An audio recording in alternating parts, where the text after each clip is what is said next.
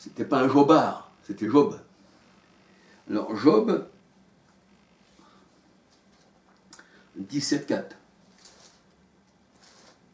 J'ai bientôt fini, mes frères et sœurs. Hein. Job 17,4. Car tu as fermé leur cœur à l'intelligence. Aussi ne les laisseras-tu pas triompher. Quand on ferme le cœur à l'intelligence de quelqu'un, ça veut dire qu'on y ferme sa porte et on ne lui donne pas l'intelligence. Alléluia. Alors, on va regarder dans la parole de Dieu. Dans la parole de Dieu. On va regarder dans la parole de Dieu dans 2 Chroniques 29, 6, 7. 2 Chroniques 29, 6, 7. 2 Chroniques. Non, c'est là. Eh oui.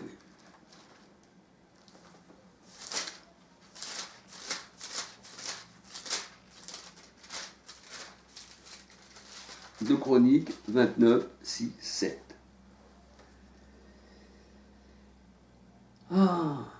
Car nos pères ont péché, ils ont fait ce qui est mal aux yeux de l'Éternel notre Dieu.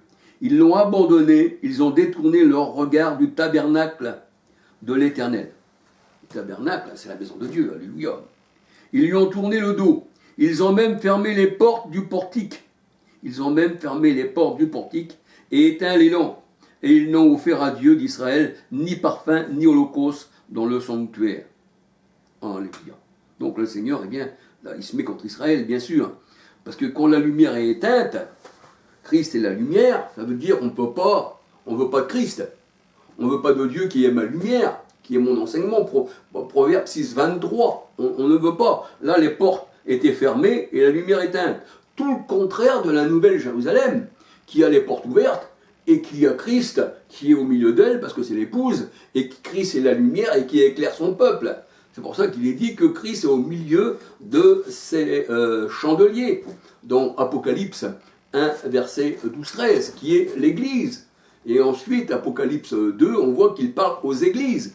Et le chandelier, c'est nous les Juifs. Parce que la menorah, c'est le symbole des Juifs. C'est le chandelier à 7 branches. Alléluia. Et le vrai Juif, c'est celui qui est circoncis du cœur, dans Romains 2, 27, 28, 29. De la circoncision de la main du Christ. Colossiens 2, verset 11. Alléluia. Donc nous voyons qu'elle était fermée. Elle était fermée, tandis que dans la parole de Dieu, dans la Nouvelle Jérusalem, Galates 4, 26, eh bien, les portes sont ouvertes. Hein, c'est l'épouse du Christ, Apocalypse 21, verset 2, 9, 10. Alléluia.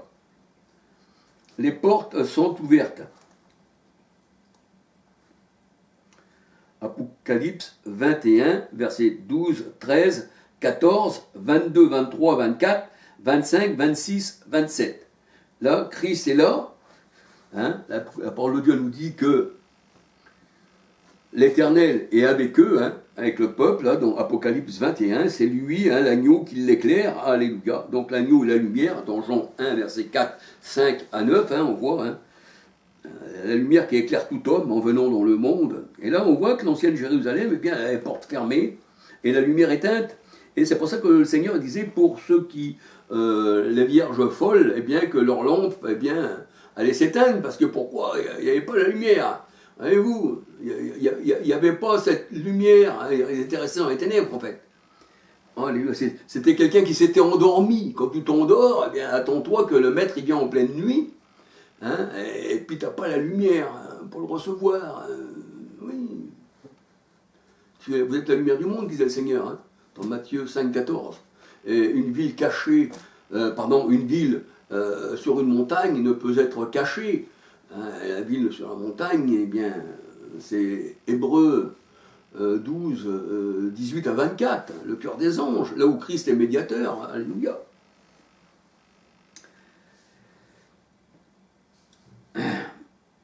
Alors, 2 Samuel 21, 17. On va regarder. J'ai plus grand chose à regarder, frères et sœurs. 2 Samuel.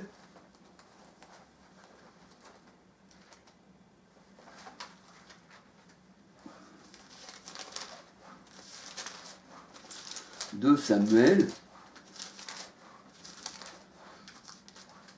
21, 17. Abitchaï, fils de Tseruja, vint au secours de David, frappa le Philistin et le tua. Alors les gens de David jurèrent en disant, tu ne sortiras plus avec nous pour combattre et tu n'éteindras pas la lampe d'Israël. Tu n'éteindras pas la lampe d'Israël. Alléluia. La lampe aussi, le Seigneur a dit qu'il est le fils de David. Hein. Mais en fait, il n'est pas le fils de David. Parce que le Seigneur, il le disait, de qui est-il le fils de David? Mais alors pourquoi que David, poussé par l'Esprit, l'appelle son Seigneur? Poussé par l'Esprit. Ben oui, puisque David, il avait l'Esprit du Seigneur aussi, Romains 8, 9. Et David disait dans le psaume 51, ne me retire pas ton Esprit Saint. Donc il n'était pas vraiment le fils de David, parce que la Bible elle dit que Christ, il est son père, son mère, son généalogie. Alléluia. Donc Hébreux 7, Hébreux 7, oui. Il est son père, son mère, son généalogie. Alléluia. Le Christ, il est la lumière. Jean 1, verset 4-5. Alors on va regarder encore Lévitique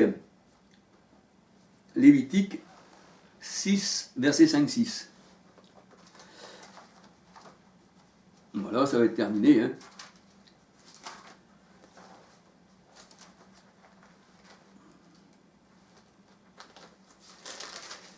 Lévitique 6, verset 5-6. Alléluia.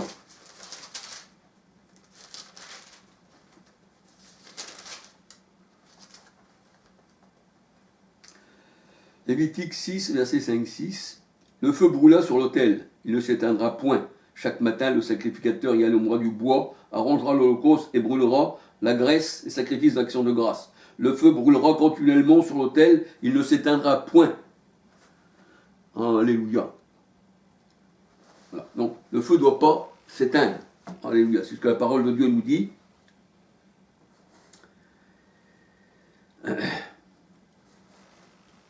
Je vais regarder encore un par là.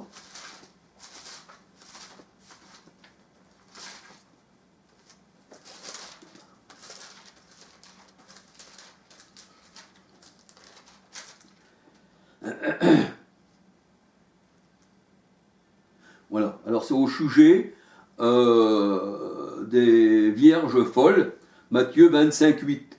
Les folles dirent aux sages, donnez-nous de votre huile, car nos lampes s'éteignent. Alléluia.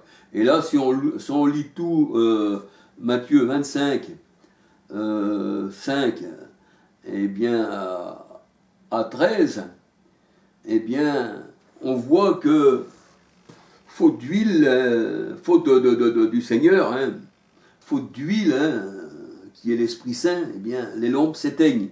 Et il ne faut pas les laisser s'éteindre. Ça veut dire que l'époux, là, eh bien, il vous laisse eh bien, dans les ténèbres. Alléluia.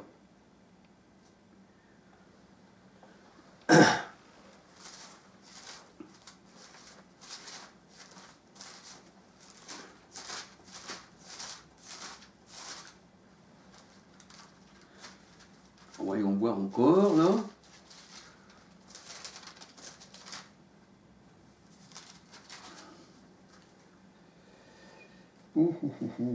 Alors, il est dit, hein, c'est pour ça qu'il ne faut pas que nos lampes s'éteignent. Le Seigneur nous dit, dans 1 Thessaloniciens 5, 19, n'éteignez pas l'esprit.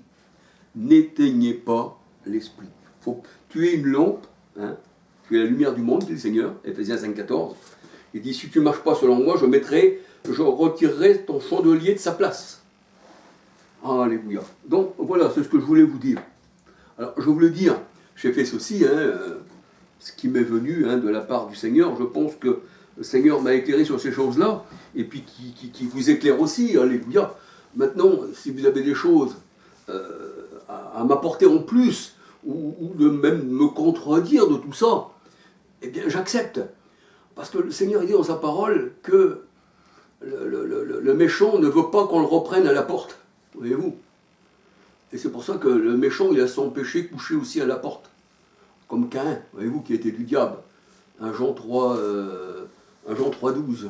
Voyez-vous, Caïn, son péché était couché à sa porte, en fait. Alors, il était là, hein, voilà. Mais tu pouvais fermer la porte au péché, mais lui, il l'a ouvert. Voyez-vous, il l'a ouvert. Il dit pas son frère. Parce que son frère présentait les brebis, donc c'était un berger, c'était les choses graves à Dieu, tandis que lui, il présentait les choses de la terre. Et Colossiens 3, 1, 2, 3 nous dit, il ne pense qu'aux choses de la terre. Alléluia. Alors, c'est vous qui voyez, mes frères et sœurs. Moi, j'ai partagé avec vous, mais comme je vous dis, je ne sais pas tout. J'avance de progrès en progrès. Alléluia. Bien que je suis âgé, hein, je suis un bébé dans les mains du Seigneur. Je ne sais pas tout. Dire que je connais tout, ça serait de l'orgueil, non. Non, je ne sais pas tout. Je veux aussi apprendre des choses, alléluia. Parce qu'il y a des choses aussi qu'on doit savoir. Hein. On est des membres du corps du Christ. Quand un membre souffre, l'autre il souffre, et instruisez-vous les uns les autres, et c'est ce qui est merveilleux. Alléluia. Alléluia. Moi, je partage simplement. Je n'ai pas dit croyez à ce que je dis. Je partage. Hein, je m'efface. Et je mets la parole de Dieu sur la table. Parce que la parole, c'est à manger. Hein, ça doit être sur la table. Il fracturait le pain dans les maisons. C'était pas le pain comme ça. Hein, il fracturait la parole. Et chacun partageait. Hein, le pain, il ne faut pas croire que si j'ai même mis un morceau de pain, que je vais au boulanger, et que je vais chercher du vin, puis je le mets là, puis je dis venez à la table du Seigneur, on va manger le pain. Non, c'est pas ça. Il faut manger Christ, c'est lui le pain descendu du ciel. Et la Bible elle dit mon sang est un breuvage.